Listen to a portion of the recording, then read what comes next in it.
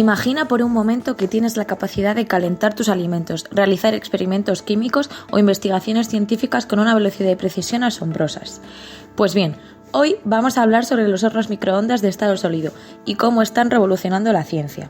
Pero para eso vamos a remontarnos para entenderlo bien. Hay 3 maneras diferentes en las cuales los objetos pueden transferir calor entre sí. La primera es la conducción, que ocurre cuando un objeto caliente transfiere su calor a otro objeto que está en contacto con él. El segundo es la convección, que se produce cuando un fluido, como el agua o el aire, mueve su calor a otro objeto. Y la tercera es la radiación, que sucede cuando la energía se propaga en forma de ondas o partículas y calienta a otro objeto sin necesidad de contacto directo. Ahora nos vamos a centrar en la energía por radiación, como son los microondas. ¿Sabías que el horno microondas lo inventó el Dr. Percy Spencer? En 1945, Percy Spencer estaba trabajando en un proyecto de radar durante la Segunda Guerra Mundial. Un día, trabajando con un magnetrón, se dio cuenta de que una barrita de chocolate que llevaba en su bolsillo se derritió. De ahí surgió el primer microondas. El magnetrón es un dispositivo que convierte la energía eléctrica de los electrones en energía electromagnética. Consta de un filamento que actuará como cátodo, desde el cual se emiten electrones, que se moverán hacia el ánodo con carga positiva. Al moverse estas cargas, se producirá una radiación electromagnética. Los microondas convencionales que todo el mundo tiene en casa utilizan este dispositivo para calentar la comida. Sin embargo, el control de las condiciones de síntesis con estos hornos resultaba en muchos casos deficiente. En la actualidad están alcanzando relevancia los hornos microondas de estado sólido, cuya principal diferencia es que se puede parametrizar la dirección de las microondas, homogeneizando así las condiciones de síntesis. De esta forma se obtienen tiempos más cortos y rendimientos más altos, lo que conlleva a un ahorro energético, haciendo de esta forma que sea un procedimiento económico y además respetuoso con el medio ambiente. En el pasado, cuando necesitábamos fabricar grandes cantidades de sustancias químicas y materiales avanzados, la solución fue construir microondas gigantes para realizar las reacciones.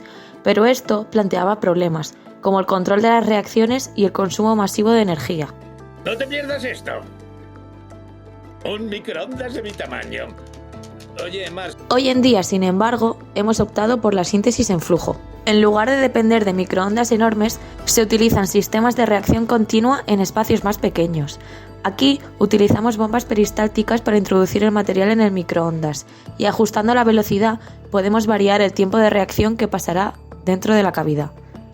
Podemos apreciar claramente que al ajustar la velocidad a 5 revoluciones por minuto, el material se desplaza de manera más pausada, lo que implica que permanecerá dentro de la cavidad durante un periodo de tiempo más largo en comparación con velocidades más altas, que facilitan una salida más rápida del material. Esta mejora sintética la vemos en la síntesis del óxido de cerio, que no había sido preparado con anterioridad usando este tipo de generadores. Pues esperemos que también sepan de química. ¿Por qué dióxido de cerio? Este compuesto ofrece unas propiedades catalíticas muy interesantes debido a su configuración electrónica y a la reversible conversión entre sus estados de oxidación de cerio 3 y cerio 4.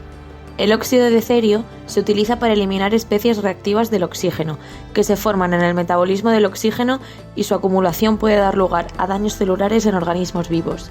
Se exploran 2 enfoques para su síntesis, el procedimiento en batch y en flujo.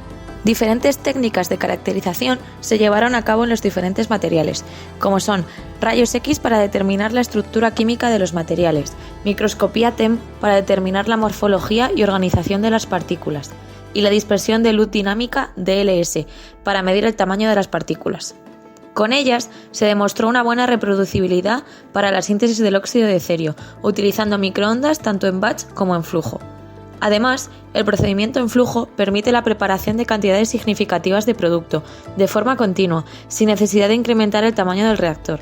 Esta estrategia, sin duda, facilita el escalado de la síntesis. En resumen, los hornos microondas de estado sólido representan una herramienta valiosa en el campo de la química, permitiendo un control preciso de la temperatura y acelerando las etapas de síntesis, en muchos casos varios órdenes de magnitud. Son una herramienta esencial de la evolución de la química moderna, contribuyendo a la eficiencia y a la sostenibilidad en el laboratorio. Si sigues teniendo alguna pregunta acerca de los microondas en estado sólido, no dudes en contactar conmigo.